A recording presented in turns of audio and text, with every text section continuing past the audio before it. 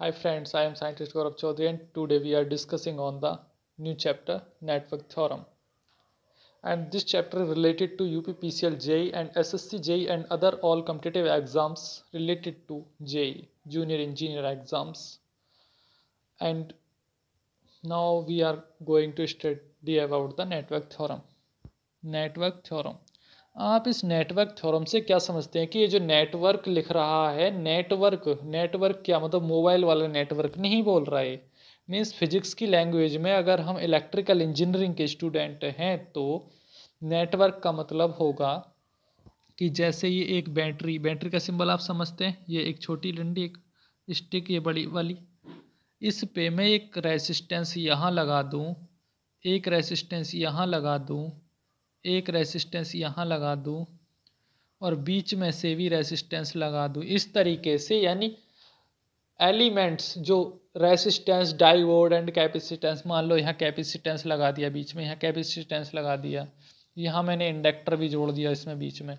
मान लीजिए जो इलेक्ट्रिकल एलिमेंट्स हैं उनका एक जाल, बहुत बड़ा जाल ही नेटवर्क कहलाता है। नेटवर्क का मतलब ही जाल होता है, समझे। थ्योरम का मतलब होता है कि नेटवर्क की कैलकुलेशंस को समझना, यानी थ्योरम मीन्स उनकी कैलकुलेशंस को समझना, नेटवर्क मीन्स जाल यानी सर्किटों का जाल, बहुत बड़े सर्किटों का जाल। ठीक है, तो उसी चैप्टर पे आज MCQ लगाने वाले हैं हम। Chapter number 3 network theorem. First question है an arrangement of circuit element, यानी कह रहा है अरेंजमेंट यानी समूह, समूह या गठबंधन को बोल सकते हो। सर्किट एलिमेंट्स का समूह क्या कहलाता है? नेटवर्क ही तो कहलाएगा। यानी जो सर्किट एलिमेंट हैं उनका एक समूह बना दिया जाए। जैसे आपने देखा होगा कोई सर्किट, जैसे मोबाइल का चार्जर है, उसमें एक समूह में सारे एलिमेंट कनेक्टेड है ना। आप उसकी प्लेट को खोल के देखिए, जो उसकी वो है ना, प्लेट है अंदर की, चार्जर को कभी खोल के देखिए तो उसमें भी यही होता है। टीवी को कभी खोल के देखिए, या कोई भी सर्किट है, सभी में एलिमेंट्स का समूह होता है। देखा होगा आपने, छोटा सा ट्रांसफार्मर लगा होता है, रेजिस्टर होता है, डायोड्स होते हैं उसमें, थैरिस्टर होता है, सभी चीज़ लगी हुई होती हैं उसमें एक ही समूह में, तो इसलिए उसको क्या बोला जाता है? नेटवर्क। नेक्स्ट क्वेश्चन है network is also known as, network को सर्किट के नाम से भी जाना जाता है। मैं आपको बता दूं, नेटवर्क बोलो सर्किट बोलो बात एक ही है, सर्किट बोल लो या नेटवर्क बोल लो। ठीक है। तीसरा है which element is supply electrical energy to circuit, यानी सर्किट के लिए जो है कौन से एलिमेंट इलेक्ट्रिकल एनर्जी सप्लाई करते हैं। तो मैं आपको बता दूं, दो प्रकार के एलिमेंट होते हैं, एक का नाम होता है एक्टिव एलिमेंट और दूसरे होते हैं पैसिव एलिमेंट। तो जो भाई ये एक्टिव एलिमेंट जो होते हैं, ये वो एलिमेंट होते हैं जो खुद इलेक्ट्रिकल एनर्जी सप्लाई कर सकें। जैसे बैटरी है आपकी, वो एक्टिव एलिमेंट की श्रेणी में आता है, और आपकी सेल हैं वो भी एक्टिव एलिमेंट हैं, यानी जो खुद से इलेक्ट्रिसिटी दें। और पैसिव एलिमेंट ऐसे एलिमेंट होते हैं जो दूसरे से तो इलेक्ट्रिसिटी लें और उसको अदर फॉर्म में चेंज कर दें। जैसे आपका रेसिस्टर इलेक्ट्रिसिटी लेता है लेकिन हीट में चेंज कर देता है उसको। जैसे डायोड है, AC लेता है DC में चेंज कर देता है। कैपेसिटर है वो उसको स्टोर कर लेता है। यानी कि which element supply electrical energy to the circuit, circuit के लिए जो इलेक्ट्रिकल एनर्जी सप्लाई करते हैं वो होते हैं एक्टिव एलिमेंट। ठीक है। चौथा क्वेश्चन है which element receive electrical energy and convert into other form into heat. Last question मैंने अभी बताया था पिछले क्वेश्चन में, तो वो होते हैं पैसिव एलिमेंट। नेक्स्ट है which one is not passive element. अब छांटिए कि ऐसा कौन सा एलिमेंट पैसिव एलिमेंट नहीं है। देखिए सेल जो है, सेल खुद से इलेक्ट्रिसिटी प्रोवाइड कराता है, तो यह क्या हुआ? Active element. रेसिस्टर क्या हुआ? इलेक्ट्रिसिटी लेता है लेकिन हीट में चेंज कर देता है, कंजप्शन करता है, हीट डिसिपेट करता है, तो वो होता है पैसिव एलिमेंट। डायोड भी पैसिव एलिमेंट है, तो इसलिए ऑप्शन ए ठीक हो जाएगा इसका। छठा क्वेश्चन है an equipotential surface, equipotential surface बोलते हैं जहाँ जो है पोटेंशियल जीरो हो जाए, पोटेंशियल जीरो हो जाए, जिस सरफेस पे हर जगह जीरो पोटेंशियल हो। ठीक है, यानी हर जगह इक्वल पोटेंशियल रहे, इसलिए उसको इक्विपोटेंशियल सरफेस बोला जाता है। एट विच टू और मोर सर्किट एलिमेंट आर जॉइंट। ठीक है ना, टू और मोर सर्किट एलिमेंट, दो या दो से अधिक सर्किट एलिमेंट जॉइंट हो, उस इक्विपोटेंशियल सरफेस को क्या बोला जाता है बताइए?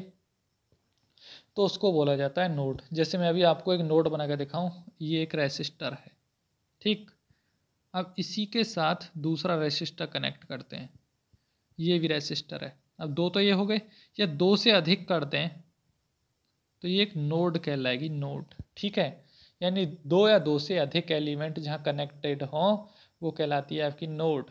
ठीक है, नेक्स्ट क्वेश्चन है the part of network which lies between junctions two, दो जंक्शनों के बीच में नेटवर्क का कौन सा पार्ट लाइज करता है यानी रहता है, तो वो कौन सा होता है, ब्रांच। जैसे कि जंक्शन क्या मानते हो आप, जैसे कि मैं एक सर्किट बनाए देता हूँ, ये सर्किट है, इस तरीके से कोई सर्किट है, ये रहा आपका सर्किट और यहाँ बैटरी कनेक्टेड है, ये सर्किट बन गया।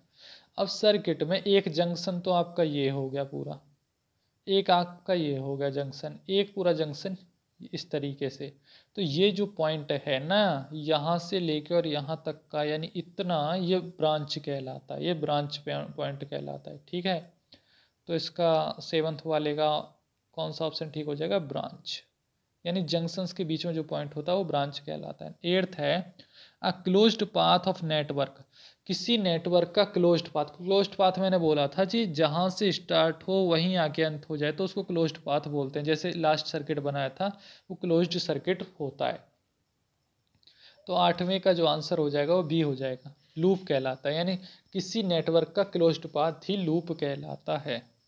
नाइन्थ क्वेश्चन हो जाएगा a mesh can be divided into other loops, किसी मैश को अदर लूप्स में डिवाइड किया जा सकता है या नहीं, तो इसका आंसर हो जाएगा नहीं जी। मैश को, अब देखिए मैं एक सर्किट बनाता हूँ, देखिए एक सर्किट है, यहाँ बैटरी लगी हुई है इसमें, और ये रहा और इस तरीके से कोई सर्किट है, यहाँ भी एक बैटरी लगी हुई है। तो मैश वन, एक मैश ये हुआ, एक मैश ये हुआ।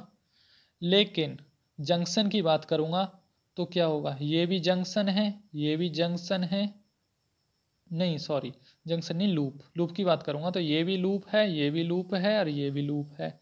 लेकिन मैं सारे के सारे को मैश नहीं बोल सकता, यानी कि किसी भी जो मैश है उसको जंक्शन लूप नहीं बोला जा सकता है। ठीक है सर, यानी कि क्वेश्चन क्या बोलना चाह रहा है ninth, a mesh can be divided into other loops, जी मैश को अदर लूप्स में डिवाइड नहीं किया जा सकता, जबकि किसी लूप को मैश बोला जा सकता है। नेक्स्ट क्वेश्चन है a loop can be a mesh, बताइए यस या नो। अभी मैं बता के हटता हूँ कि किसी लूप को मैश बोला जाता है जबकि किसी मैश को लूप नहीं बोला जा सकता। इसका आंसर हो जाएगा यस, लूप को मैश बोला जा सकता है। 11वां, which source is use to maintain the constant terminal voltage, ऐसा कौन सा सोर्स होता है सर्किट में जो टर्मिनल वोल्टेज को मेंटेन करने के लिए यूज किया जाता हो, बताइए। ऐसा सोर्स होता है आइडियल वोल्टेज सोर्स, यानी आइडियल वोल्टेज सोर्स ऐसा सोर्स है जो टर्मिनल वोल्टेज को मेंटेन करने के लिए यूज करते हैं। 12वां क्वेश्चन है a source which is use to maintain terminal voltage whenever but no matter how much current.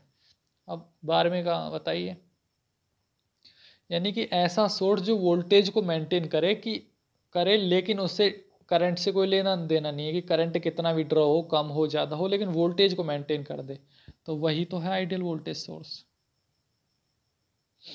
13वां question है the current drawn by the ideal voltage source depend upon, जो ideal voltage source के द्वारा जो current draw किया जाता है वो किस पे डिपेंड करता है, बताइए। रेसिस्टर मटेरियल पे, रेसिस्टर वैल्यू पे, या रेसिस्टर डायमेंशंस पे, तो वो डिपेंड करता है उसके रेसिस्टर वैल्यू पे कि उसका इंटरनल रेसिस्टेंस कैसा है।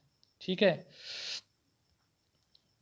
14वां क्वेश्चन है an ideal voltage source is used in the circuit for which purpose, कोई आइडियल वोल्टेज सोर्स किसी सर्किट में किस पर्पस से यूज किया जाता है, तो हमने अभी बताया था आपको मेंटेन्स द, क्या करने के लिए, किस पर्पस से यूज करते हैं आइडियल वोल्टेज सोर्स को, टर्मिनल वोल्टेज को मेंटेन रखने के लिए, यानी वोल्टेज को मेंटेन करने के लिए यूज किया जाता है।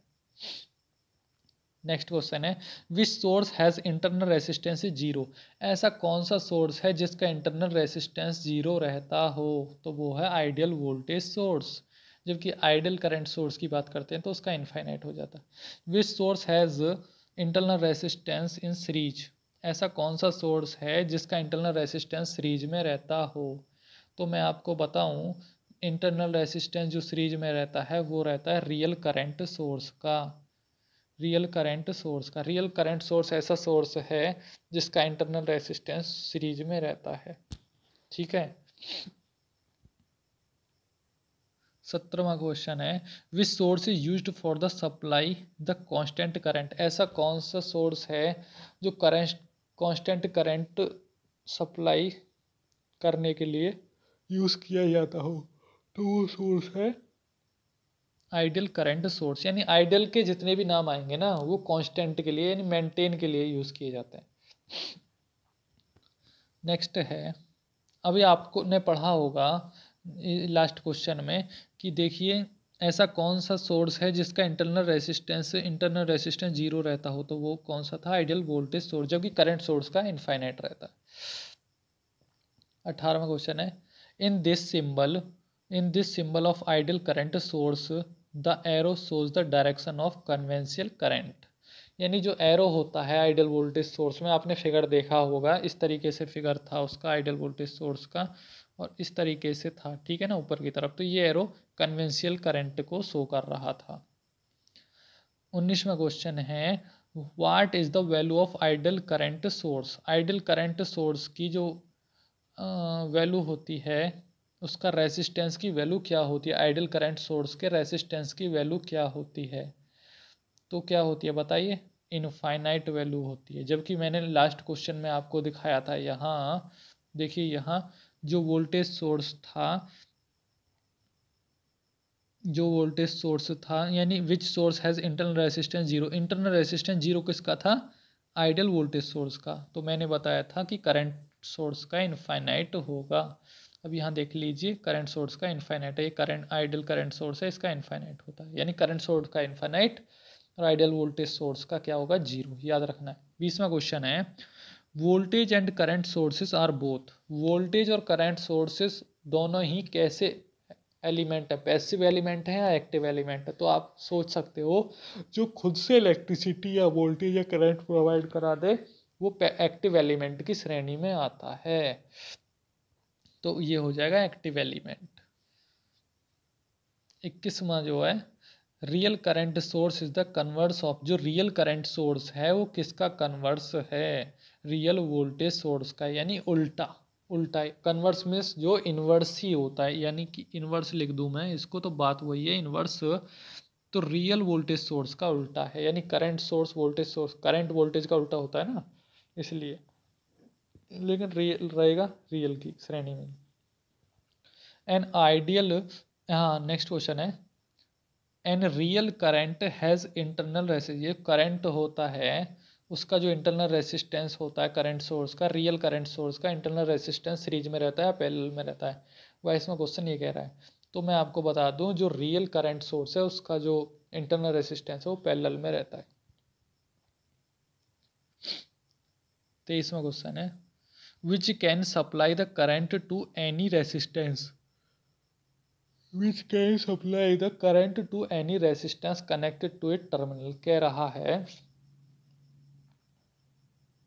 सर्किट के, अगर सर्किट के किसी भी सोर्स के साथ कोई भी रेसिस्टर कनेक्टेड है, किस में कनेक्टेड है, which can supply the same current and, तो वो कैसा करंट सप्लाई करेगा, आइडियल आइडियल करंट सोर्स करेगा, रियल वोल्टेज सोर्स करेगा, कौन सा करेगा। तो इसका आंसर है आइडियल करंट सोर्स। आप समझ गए इस क्वेश्चन को, which can supply the same current to any resistance connected. यानी कि मान लीजिए ये करंट सोर्स है, ये करंट सोर्स है, इसके सीरीज में मैं एक रेसिस्टेंस लगा दूं, दो दूसरा भी लगा दूं और तीसरा भी लगा दूं, तो सभी के लिए सेम करंट जो सप्लाई करता है वो आइडियल करंट सोर्स करता है।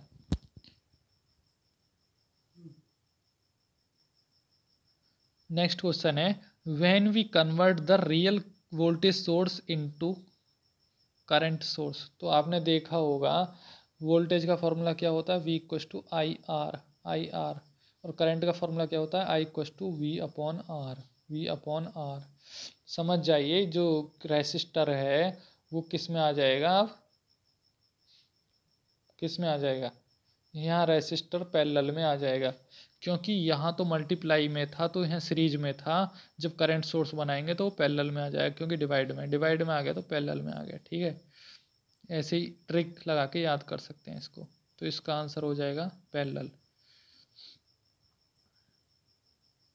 इसका आंसर हो जाता है पैरेलल।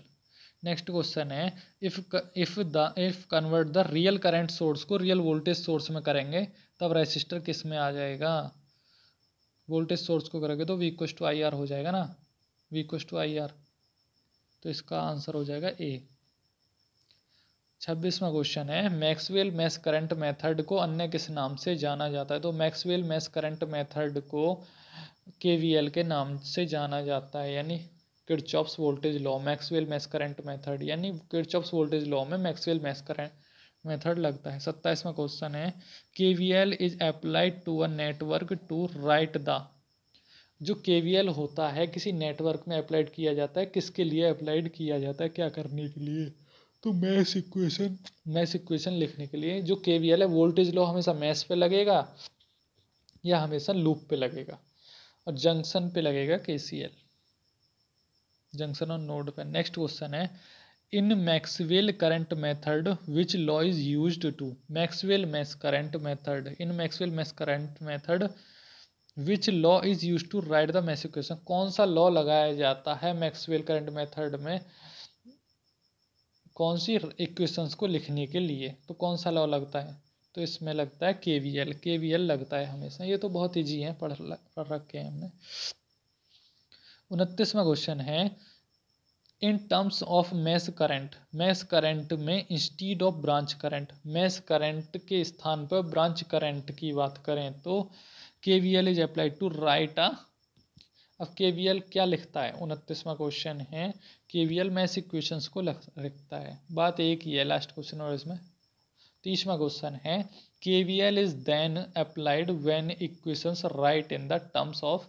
अब KVL जो अप्लाइड किया जाता है मैक्सवेल मैश करंट मेथड में, वो कब अप्लाइड किया जाता है? तो अननोन मैश करंट को जांचने के लिए, अननोन मैश करंट को जांचने के लिए, यानी जो इक्वेशन लिखी जाएगी वो अननोन मैश करंट की फॉर्म में लिखी जाएगी। तो 13 क्वेश्चन कंप्लीट हो गए, यानी 30 क्वेश्चन आपके कंप्लीट हो चुके हैं इस वीडियो में। बाकी करीब 40 क्वेश्चन और हैं इस चैप्टर में, वो मैं नेक्स्ट लेक्चर में लेकर आऊँगा। Thank you so much for watching this video, and share and subscribe this video, and subscribe the electrical study channel and support us.